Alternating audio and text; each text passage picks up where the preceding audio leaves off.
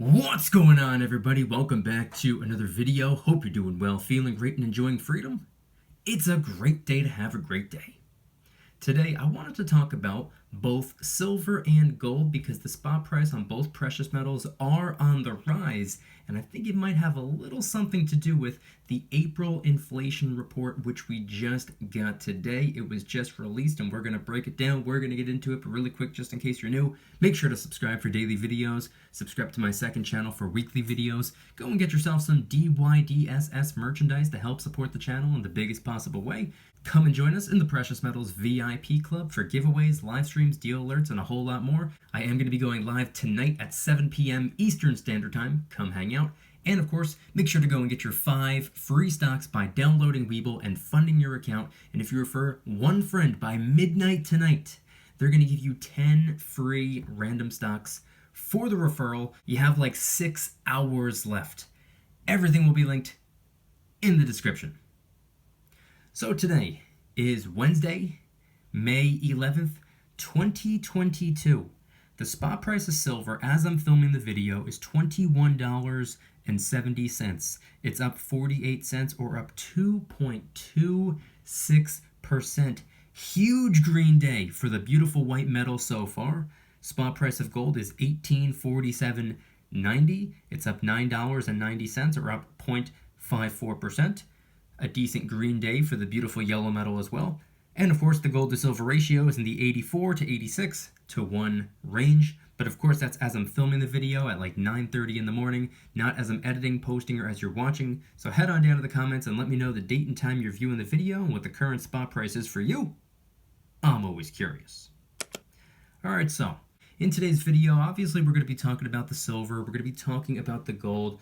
What you can see on the screen right here is a decent amount of 90% Washington quarters up there at the top, some mercury dimes down there at the bottom. In the center, we have a 10-ounce bull bar with a 1-ounce flag bar on top of it. We have a 10-ounce sunshine bar with a 1-ounce Westminster bar on top of it. In the center, we have some miscellaneous coins. We have a Type 1, Type 2 Eagle, a Maple, a Kangaroo. We have a Franklin half, a Britannia, and then of course we have a little bit of gold. A 1/4-ounce Philharmonic, a 10th-ounce Kookaburra up here, a 10th-ounce Krugerrand Philharmonic, Eagle, Maple, and Britannia. But before we can even get into the money, I think we need to first talk about the currency. So I wanted to do a little bit of a summary of the most recent inflation report, the one that we just got this morning for the month of April. And I also wanted to do a quick recap of the last few inflation reports that have come out over the last few months. In January, we learned that December inflation climbed to 7%. In February, we learned that January inflation climbed up to 7.5%. In March, we learned that February inflation climbed up to 7.9%. And then in April, we learned that March inflation climbed up to 8.5%. All of these have been multi-decade highs, obviously getting worse each month. But now that it's May, we can take a look at April inflation. It was just released this morning. The expectations were that year-over-year inflation were going to drop from 8.5%, what we saw last month, to 8.1%. Well, we got 8.3% as the big headline inflation number. Now, of course, it's barely any lower at all, but it's technically moving in the right direction, which is down. The problem is, it hasn't come down enough for us to actually confirm that inflation has peaked. And because of this, the new concern isn't that inflation will keep on climbing higher, but that it will stay around where it's at, which is already very, very high. If it plateaus roughly where it's at right now, that's not good news either. Of course, we don't want inflation continuing to skyrocket, but we also want it to come down. We want it to come back down to around where it's supposed to be rather than staying up way high up there in the sky. But anyway, in addition to year-over-year inflation, the expectations of month-over-month inflation were that we'd climb up by 0.2%, which we ended up climbing up by 0.3%. And the expectations for core inflation, meaning if we cut out the rapidly increasing food and energy prices, the expectations for core inflation were that we'd climb up by 0.4%. We ended up climbing up by 0.6%. So that means we missed on year over year, we missed on month over month, and we missed on core inflation expectations. Not good. Now, if you watched the video that I posted yesterday, you'll know that I personally didn't really think April was going to be too drastic of a change from March. I thought it would be almost like a repeat due to food and energy. But if we look at core inflation minus food and energy, last time we were inflecting down. This time it's actually being pulled up, mainly due to public transportation and airline fares this time. This is not only because public transport and airlines raise prices when gas and energy are up, but because we're also seeing a massive surge in demand right now. And in addition to all of that, we can take a quick look at some of the main categories. Food is up 0.9% for the month, or up 9.4% for the year. Energy is down 2.7% for the month, but it's still up 30.3% for the year. New vehicles up 1.1% for the month, up 13.2% for the year. Used vehicles are down 0.4%, but still up 22.7% for the year. Apparel is down 0.8% for the month, still up 5.4% for the year. Shelter is up 0.5% for the month, up 5.1% for the year. And of course, transportation is up 3.1% for the month, or up 8.5% for the year. So overall, we obviously didn't get the greatest update today. The big headline number has come down, but only by a hair. Year over year, month over month, and core expectations were all a miss.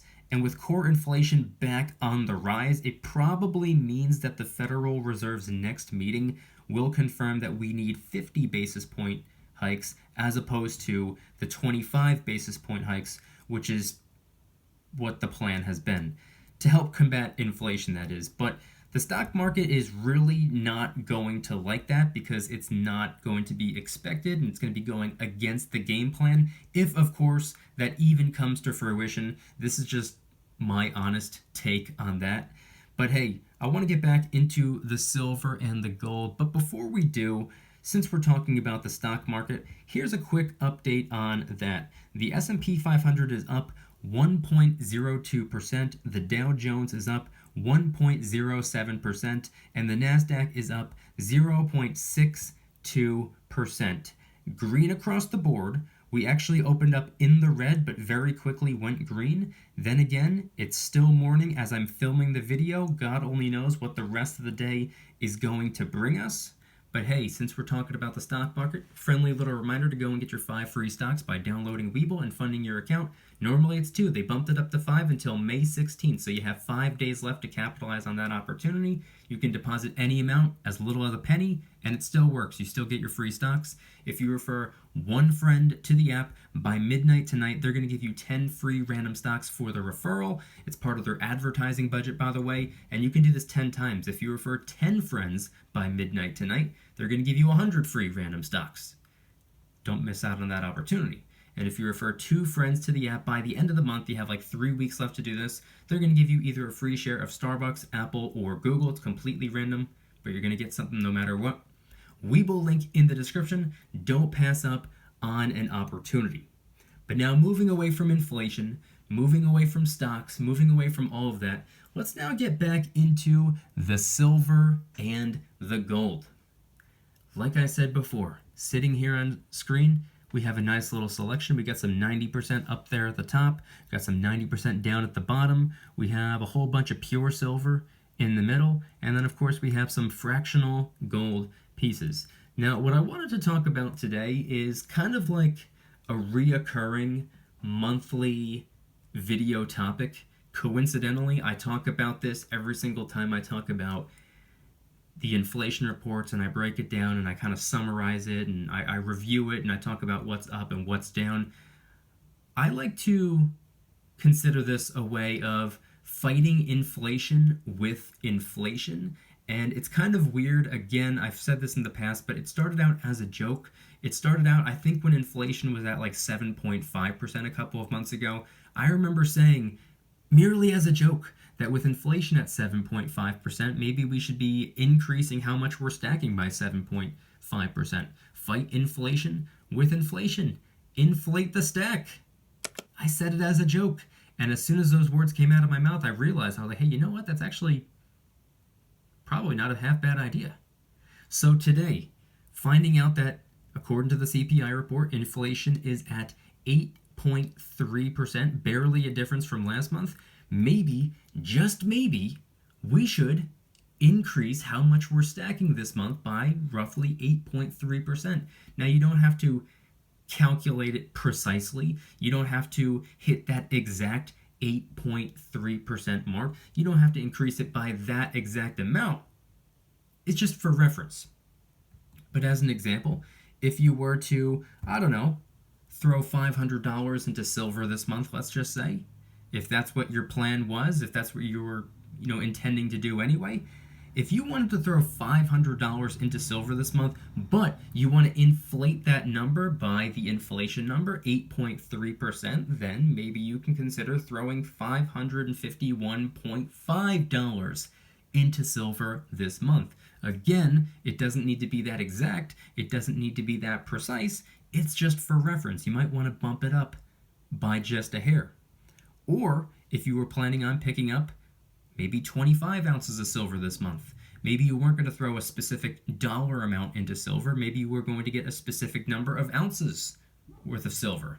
Maybe you were going to try to go and acquire 25 ounces of silver this month, and you want to inflate that by about 8.3%, in which case you can go and get yourself about 27 troy ounces of silver if you want to combat inflation with inflation and inflate how much silver you're stacking. Again, it's just for reference, and it started as a joke, but every single month that goes by, I realize more and more that that's actually not a half bad stacking strategy.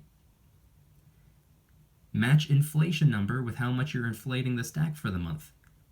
I don't think that's a half bad idea at all, especially during these times. And what's funny is the spot price of silver is actually incredibly green today. Like I said before, it's up a little more than 2.25%. That's a big jump for silver. Usually we don't see that much of a leap, but we're seeing that today. Again, that's as I'm filming the video. Who knows what the spot price is going to be? It could be in the red by the time this video comes out. But the fact that we got kickstarted today, 2.26% in the green for the beautiful white metal, I don't think it's a surprise that silver, and also gold, because gold is up a little bit as well, I don't think it's a surprise that the precious metals strengthen during times like these, during inflationary times. No one can argue that. These are inflationary times. Or what I like to refer to as potentially on the brink of recessionary times. Now, this is something that I've been saying for a little while now, because we're not technically in a recession. We have not seen 2 consecutive quarters of negative GDP growth. People are working, people are spending. We are moving in the right direction when it comes to that. So we're not technically in a recession, although we are going to get a report this summer. I believe it's going to be either July or August.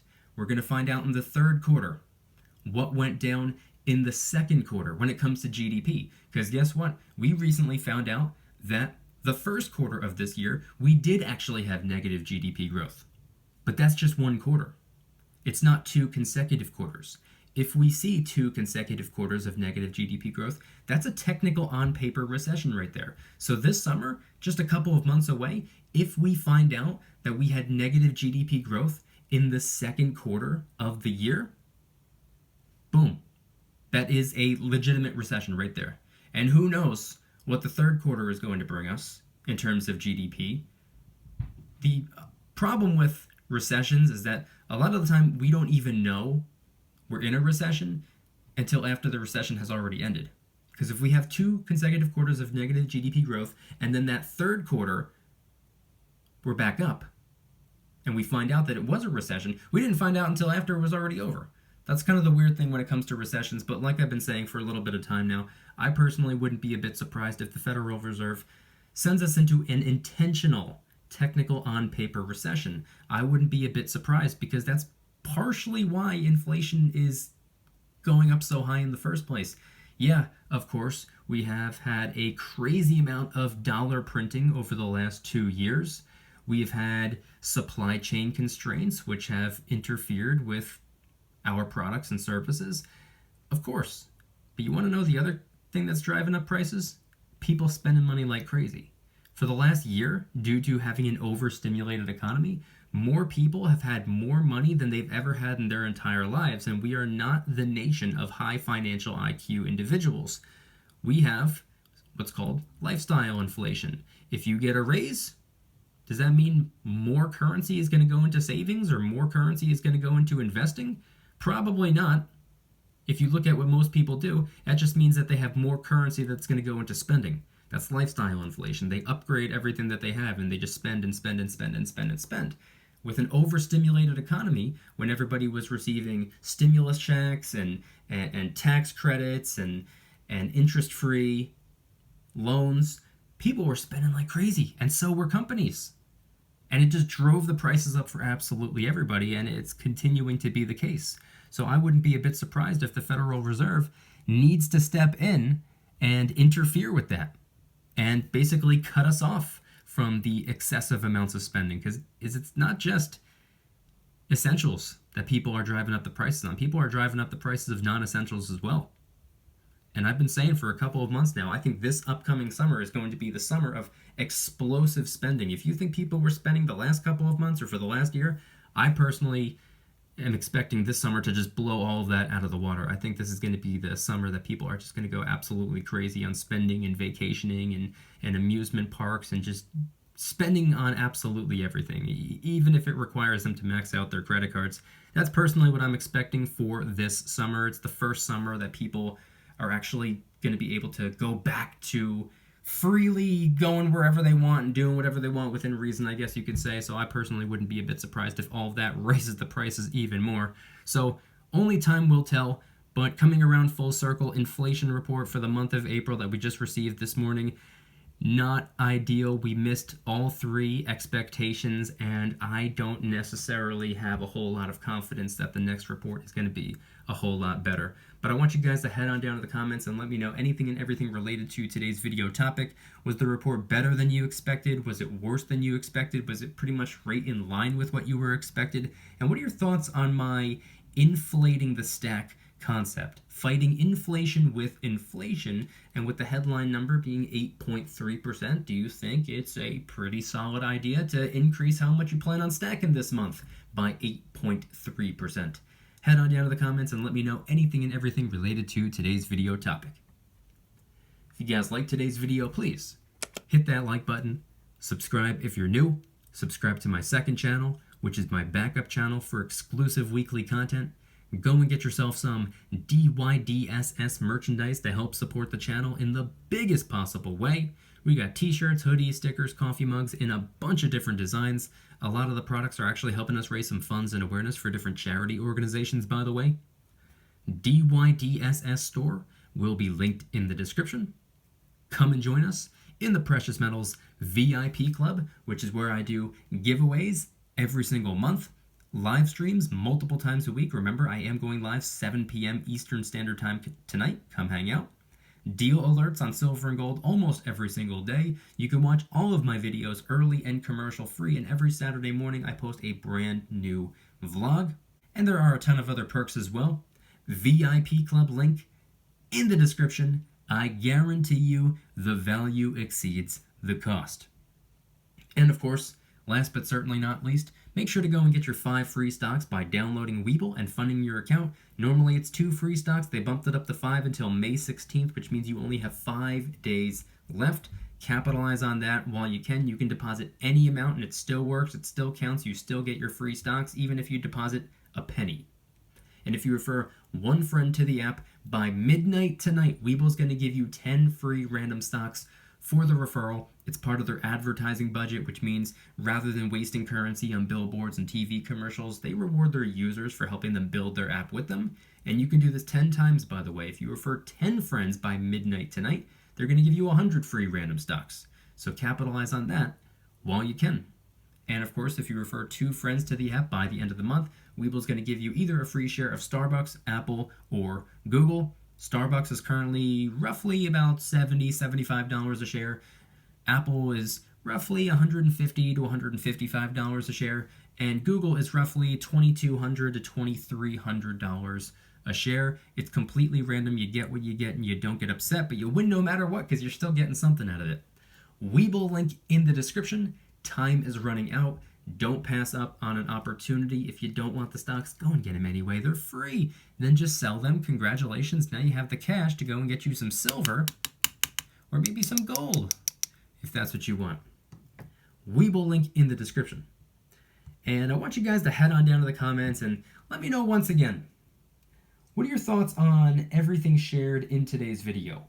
When it comes to breaking down the inflation report for the month of April, was this better than you expected? Was this worse than you expected? Was it pretty much right in line with what you were expecting? Do you think that increasing the stack or increasing how much you're stacking for the month by that headline inflation number is a pretty solid way to go? You think it's a bad way to go? Is that something that you're doing? Is that something that you're trying to do? Again, it doesn't have to be by that exact precise number, but it just means to inflate how much silver and gold you're planning on acquiring, at least by a little bit.